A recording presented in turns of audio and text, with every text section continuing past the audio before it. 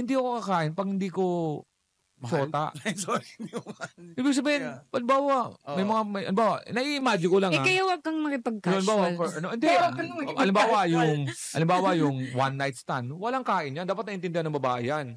Halimbawa, mga bago pa lang kayo, walang kainan yan. Kasi yung hygiene ako eh. Ay, ganun. Kasi ang sakit. Siyempre, kaya nga, kaya nga mas important, nakilala mo yung tao. Or yung relationship mo. Ibig sabihin nga, yung babaeng marunong magluto, ibig sabihin niyan, dapat magkakilala na kayo. Dapat. Siyempre, hindi mo naman paglulutuan yung tao kung di mo alam yung favorite food mo. Pero, paano ngayon ang image mo?